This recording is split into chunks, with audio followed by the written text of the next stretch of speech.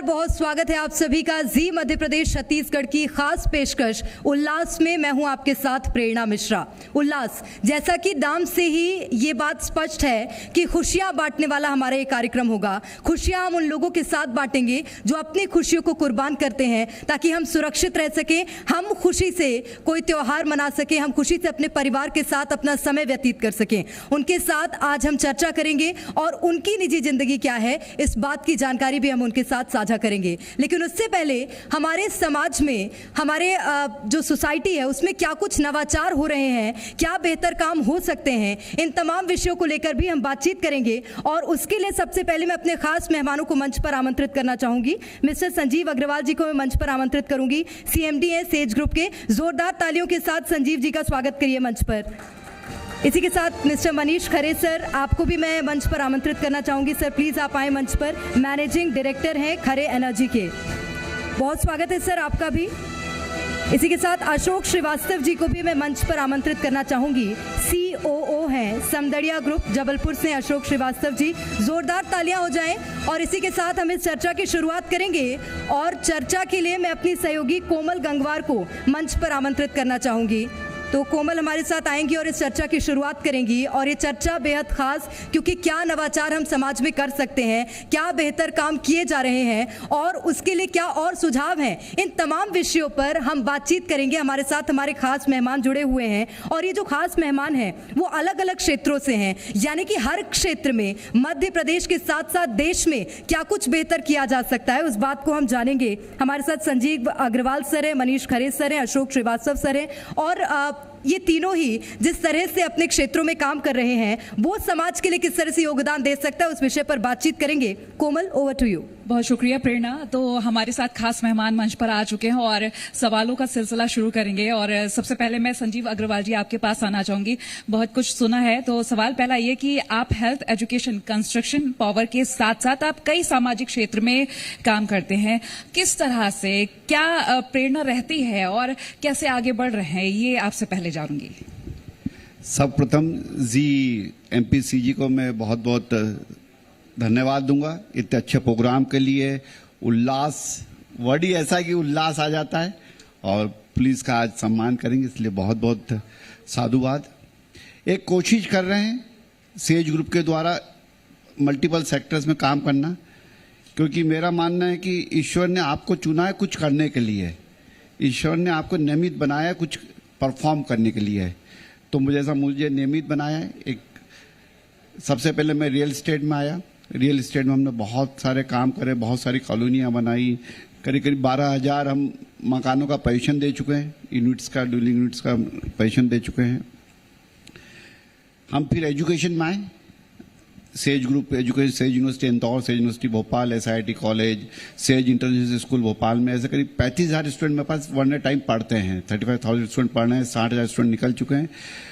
और हम एक दिल से काम करने की कोशिश करते हैं, क्योंकि मानते हैं कि ये ईश्वर का काम है, शिक्षा का काम ईश्वर का काम होता है, सरस्वती का काम है। तो बहुत अच्छे से परफॉर्म करने की कोशिश करते हैं।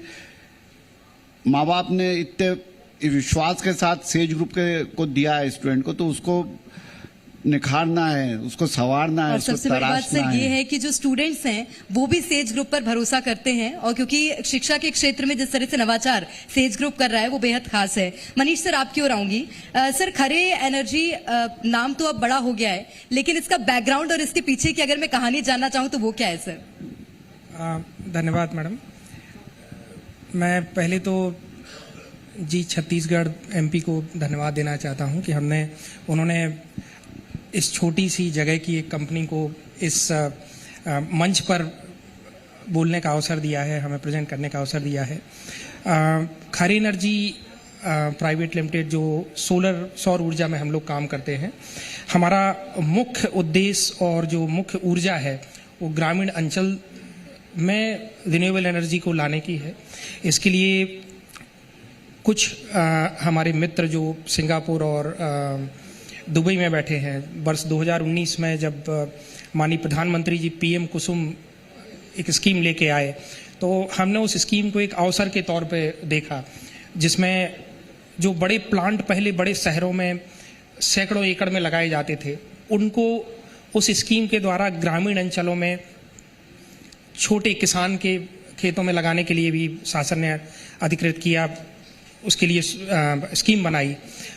2020 में हमने उस योजना के आसपास इर्द गिर्द अपनी कंपनी का खाका बुना।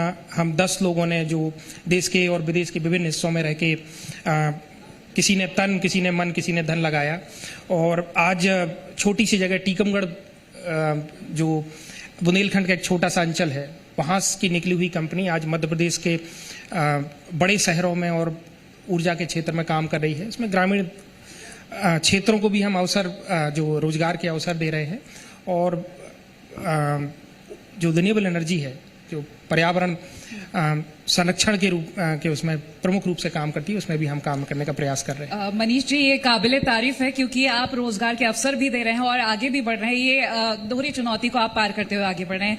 अशोक श्रीवास्तव जी, आपके पास आना चाहूंगी। समदड़िया ग्रुप को आप संभाल रहे हैं और जिस तरह से आगे बढ़ रहे हैं, काबिले तारीफ है। सबसे पहले हम बताना चाहेंगे समदड़िया ग्रुप के बारे में आपके जरिए।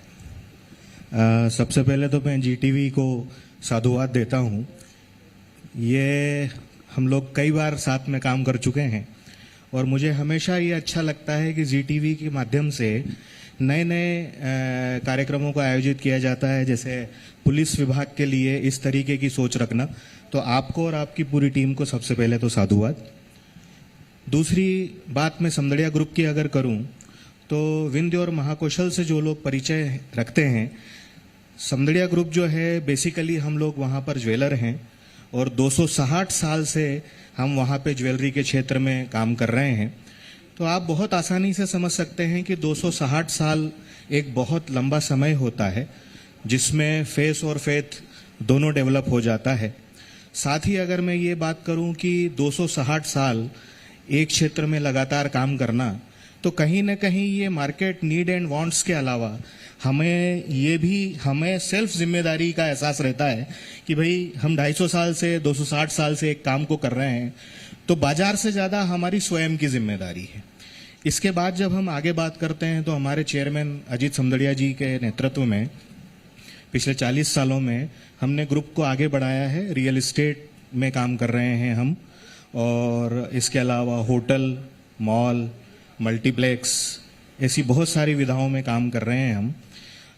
रियल एस्टेट की अगर मैं बात करूं तो जबलपुर और विंध्य के क्षेत्र में, जबलपुर और कटनी में हमने 30-30 एकड़ की कॉलोनियां काटी हैं। और आपको बताते हुए हर्ष होता है कि रियल एस्टेट के जो हमारे रेसिडेंशियल प्रोजेक्ट्स हैं, उन सारे प्रोजेक्टों के माध्यम से हमने उस क्षेत्र के लगभग 25,000 लोगों का घर का सपना पूरा किया है। इसके साथ ही समदड़िया ग्रुप जो है एक बहुत बड़ा ट्रेंड सेटर भी बन के उभरा है, क्योंकि जबलपुर जैसे शहर में, देखिए इंदौर, भोपाल में तो लोग विजन रखते हैं, काम करते हैं, अपॉर्चुनिटीज होती हैं। जबलपुर शहर में हमने समदड़िया मॉल चालू किया और आज आपको बताते हुए हर्ष होता है हमें कि जबलपुर शहर में समदड़िया मॉल जो है वो अन्य शहरों के मुकाबले पर ही है।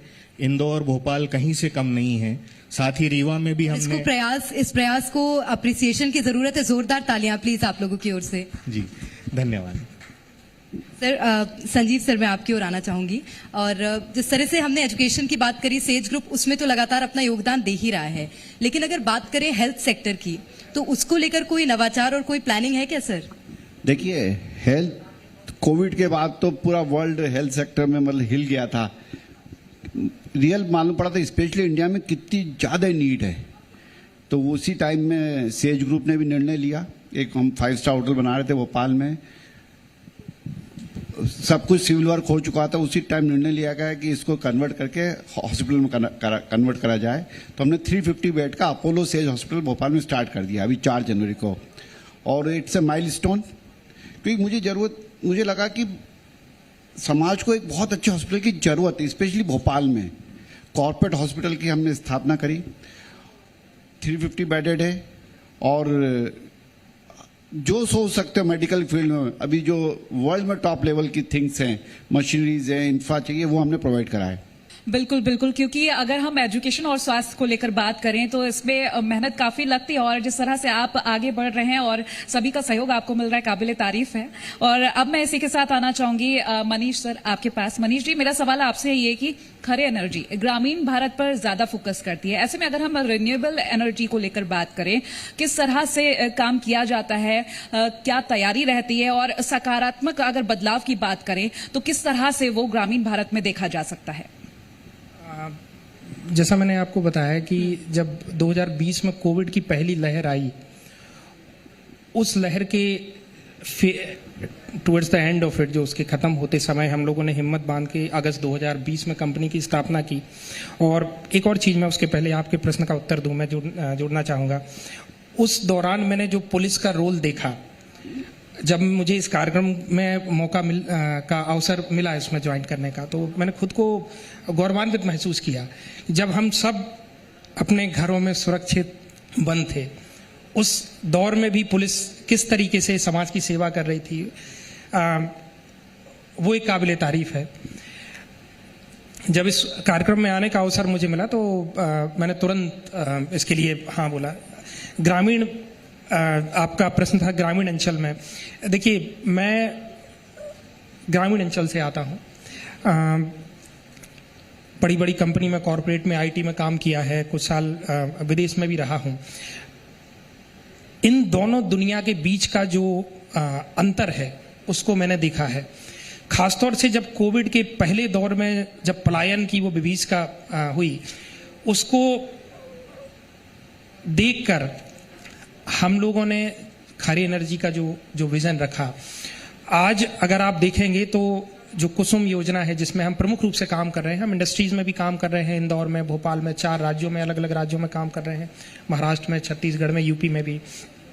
लेकिन जो हमारा प्राइम फोकस है, अगर आप हमारी एम्प्लॉय स्ट्रेंथ को देखेंगे तो उसमें से 90% लोग वो है जो कभी लेबर थे, मजदूर थे, आज वो सोलर की ट्रेनिंग लेके सेमी स्किल्ड हो गए हैं। हम प्लांट को डिसेंट्रलाइज तरीकों से लगा रहे हैं। अगर आप देखेंगे कि 100 मेगावाट का प्लांट अगर हम देखें तो उसमें आपकी 300 से 400 एकड़ जमीन लगती है सामान्य तौर पे, और उसमें केवल 8 से 10 लोगों को रोजगार मिलता है। अगर उसी को हम 1-1 मेगावाट के 100 प्लांट में तोड़ दें, हर प्लांट पे आपको 4 से 5 लोगों को रोजगार देना है। और हम इसी तरीके से काम कर रहे हैं कि जो सोलर एनर्जी है, अच्छी बात सोलर एनर्जी की यह है कि ये डेमोक्रेटिक है। जितनी धूप शहर में मिलेगी उतनी ही धूप गांव में मिलेगी। गांव को एडवांटेज ये है कि हमारे पास जगह है, वो शहरों में नहीं है। अशोक सर, मैं आपकी ओर आना चाहूंगी। महाकौशल और विंध्य में तो हमने बात की, और मैं खुद भी क्योंकि रीवा गई थी और मैंने देखा समदड़िया कॉम्प्लेक्स वहां पर बना है, मॉल बहुत अच्छा है, उसकी हॉस्पिटैलिटी भी बहुत अच्छी है।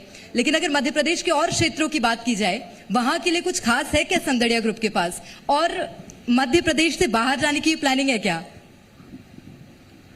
अभी तो फिलहाल हमारा फोकस जो है वो मध्य प्रदेश को लेकर ही है।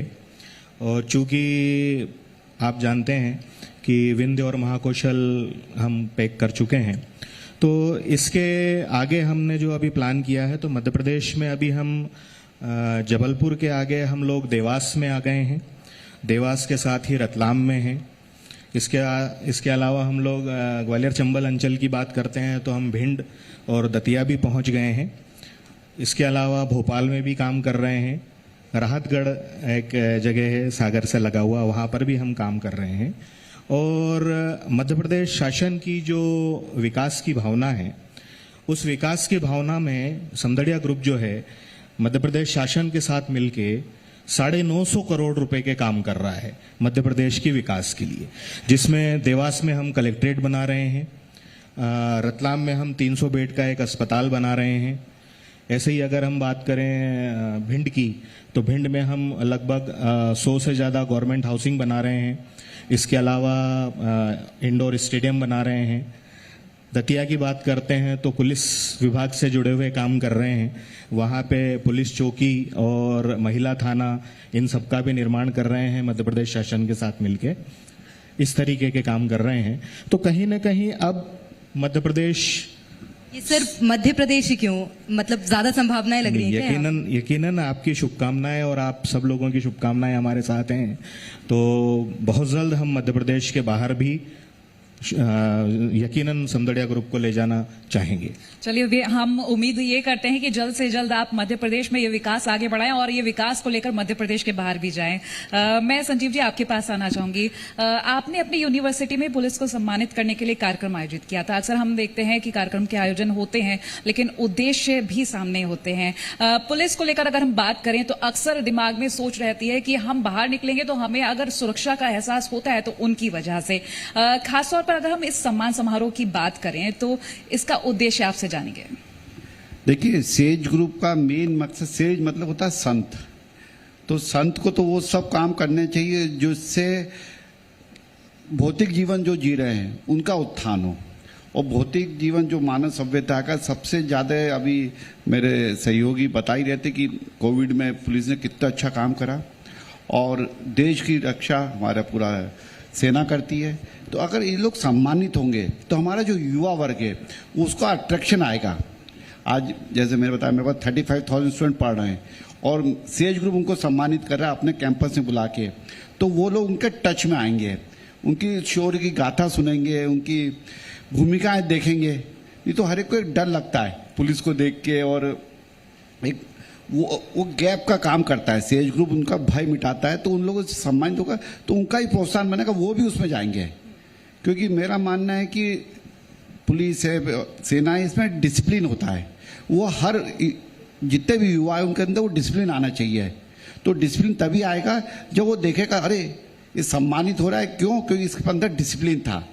तो डिसिप्लिन के भाव आते हैं तो चीज़ें होती हैं। सेज ग्रुप पुलिस को भी, बाकी भी सभी चीज़ों सम्मानित करता है। अभी हमने बहुत बड़ा एक साइंटिस्ट का वो फंक्शन करा था, हमने ऐसे संस्कृति को लेके, सभ्यता को लेके, सब पे हम बहुत करते हैं। स्पेशली मुझे लगता है कि पुलिस और सेना ऐसी चीजें, इनको बहुत ज्यादा वेटेज और देना चाहिए। इसकी जरूरत भी है क्योंकि बहुत जिस ज्यादा। उद्देश्य के साथ आप आगे बढ़ रहे हैं, एक बॉन्ड साफ होता है जो जनता है और पुलिस, जो गलतफहमी या फिर डर आप जिसको बोल वही मिटाना है। बिल्कुल, बिल्कुल। और खास करके युवाओं के बीच में। और शुभकामनाएं हैं सर कि ये जो आपका प्रयास है इस तरह से आगे बढ़े और समाज में अपराध के साथ साथ जो महिलाएं हैं वो मानसिक रूप से भी सशक्त हो सकें, और ये बहुत जरूरी भी है। बिल्कुल बेटा, बिल्कुल। मनीष सर, आपकी ओर रुख करूंगी। सर, सोलर एनर्जी की हम बात कर रहे हैं, मध्य प्रदेश में तो शिवराज सरकार प्रयास कर ही रही है उसको लेकर, कई जगह प्लांट्स भी लगाए गए हैं। अगर हम देश की बात करें, आप कहां भारत को स्टैंड करता देख रहे हैं? मैडम, मैं पार्टी विशेष की बात नहीं करूंगा, लेकिन 2014 तक पूरे देश का इंस्टॉलेशन सोलर का जितना था, 2014 से 2019 में केवल 5 वर्षों में उससे 10 गुना हुआ है। और 2019 से जो 23 का टारगेट था उससे करीब 3 गुना हुआ है। आज हम विश्व में अग्रणी हैं। इंटरनेशनल सोलर अलायंस जो केंद्र सरकार ने जो प्रयास किए हैं, इसमें पूरे विश्व को एक विश्व और एक ग्रिड का जो हमारे माननीय प्रधानमंत्री जी का सपना है, जिसमें सूरज की, जैसे मैंने बोला, डेमोक्रेटिक अप्रोच है। इस देश में अंधेरा रहता है तो दूसरे देश में उजाला रहता है। तो केंद्र सरकार अन्य देशों के साथ मिलके इस तरीके से काम कर रही है कि जिस देश में भी उजाला होगा वो बाकी दुनिया को रोशनी देगा। ऐसे ही जो अभी मैंने प्रधानमंत्री कुसुम योजना के बारे में बताया, यह पूरे प्रदेश में लागू हो रही है, जिसमें किसानों के, अग्रणी किसान, कहीं भी हम लें अगर उदाहरण, तो हाँ, शुरू में कोई चीज नई आती है तो गांव का सरपंच ही ट्रैक्टर खरीदता है, लेकिन धीरे धीरे आज हम देखें तो लगभग हर व्यक्ति के पास वो चीज है। तो ऐसे ही बड़े कृषकों को माननीय प्रधानमंत्री जी ने पीएम कुसुम योजना के उसमें अवसर दिया है कि आप हर लगभग सब स्टेशन पे, जिसे हम डोर डिलीवरी ऑफ एनर्जी बोलेंगे, अगर आप देखें ट्रांसमिशन और डिस्ट्रीब्यूशन लॉस गवर्नमेंट को करीब 30% होता है। एक पावर प्लांट से जब बिजली चलती है वो 10 रुपए की, अगर 10 यूनिट वहां से चलती है तो गांव में आते आते वो 7 हो जाती है। खेती को भी गवर्नमेंट को सपोर्ट करना है, कृषि के जो पंप है, इन सबको टारगेट करके जो पीएम कुसुम स्कीम आई है, ये हर राज्य में लागू हो रही है और मध्य प्रदेश भी इसमें one of the first states हैं। और हमें ये कहते हुए गर्व महसूस होता है कि मध्य प्रदेश के पीएम कुसुम स्कीम के जो पहले 2 प्लांट हैं जो विगत 5 महीनों से कार्यरत है, वो खारी एनर्जी के द्वारा लगाए गए हैं। मनीष जी, देखा जाए तो ग्रामीण अंचल की बात करें, वहां पर बहुत सारी चुनौतियां होती हैं। इन चुनौतियों से निपटने के लिए क्या सोच रखा है आपने? मैडम, जब आपको कोई काम करना होता है तो आपको, जिसे कहते हैं ना कि हाथ गंदे करने पड़ते हैं। एक जो डिजिटल डिवाइड है भारत में, शहर और ग्रामीण अंचल में, खारी एनर्जी के माध्यम से और खासतौर से रिन्यूएबल एनर्जी के माध्यम से हम लोग प्रयास ये कर रहे हैं कि अच्छी बात सोलर एनर्जी की ये है कि एक तो ये डेमोक्रेटिक है, दूसरा ये रॉकेट साइंस नहीं है, बिल्कुल सिंपल टेक्नोलॉजी है। आप जैसे बैटरी जोड़ते हैं ऐसे आप पैनल्स जोड़ते जाएं।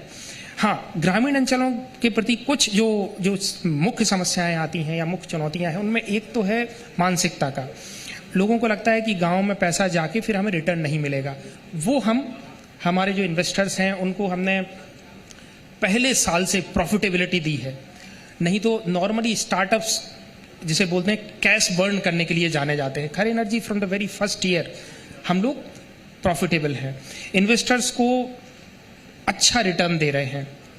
सर, आपकी ओर आना चाहूंगी, और जिस तरह से हम समदड़िया ग्रुप की बात कर रहे हैं, समदड़िया ग्रुप ने रियल एस्टेट में काम किया, होटल्स में इन्वेस्टमेंट किया, क्या अब चिकित्सा स्वास्थ्य जगत में भी एक प्रवेश करने का प्लान है क्या? जी यकीनन, और शिक्षा के क्षेत्र में हम लोग पहले से हैं। समदड़िया स्कूल के माध्यम से हम लोग जबलपुर में स्कूल रन कर रहे हैं, और समदड़िया ITI भी है जबलपुर में ही। और बहुत जल्द ही हम मध्य प्रदेश में एक ऐसी यूनिक चीज़ रीवा में देने जा रहे हैं, जहां हमने कमर्शियल जो प्रॉपर्टी है हमारी, उसको हमने मेडिकल मॉल के रूप में प्रोजेक्ट किया है। और हमने उसमें स्पेसिफिकेशन ये रखा है कि उसमें स्वास्थ्य से संबंधित सारी सुविधाएं, डॉक्टर्स बैठेंगे, इस तरीके की ही शॉप्स होंगी, पैथोलॉजी होगी, केमिस्ट होंगे। मतलब हमने उसको एट ए ग्लांस एक ऐसी व्यवस्था बनाने का प्रयास किया है कि जहां पे स्वास्थ्य से संबंधित सारी सुविधाएं हो। स्पेसिफिक हमने जितना भी उस कमर्शियल प्रॉपर्टी को सेल किया है, ये कर ही किया है कि इसमें हेल्थ से रिलेटेड ही सारी चीजें करना है। तो ये तो हमें एक ओवरवेलमिंग रिस्पांस मिला है रीवा में। अब इसमें हमारी जिम्मेदारी की जो बात आती है, हम भी अपनी जिम्मेदारी को पूरा कर रहे हैं। उस प्रॉपर्टी के जो टॉप फ्लोर पे हम 300 बेड का एक अस्पताल ला रहे हैं, जो चिकित्सा की दृष्टि से रीवा को अगर आप ज्योग्राफिकली देखेंगे तो रीवा का कैचमेंट एरिया जो है वो लगभग 100 से 150 किलोमीटर का है। और स्वास्थ्य की सुविधाओं की बात करें तो अभी वहां पर बहुत स्कोप है। इसी को मद्देनजर रखते हुए हम स्वास्थ्य सेवाओं में भी अब जा रहे हैं और रीवा से इसकी शुरुआत कर रहे हैं। चलिए, इसके लिए बहुत बहुत शुभकामनाएं सर आपको, क्योंकि अगर हम आगे बढ़ने की बात करें, बहुत सारी चुनौतियां भी होती हैं और उसके लिए हमें प्लानिंग भी करनी होती है। उसके लिए आपको शुभकामनाएं। बहुत शुक्रिया सर, आप तीनों का ही हमारे साथ बातचीत करने के लिए। एक बार जोरदार तालियां हमारे तीनों मेहमानों के लिए।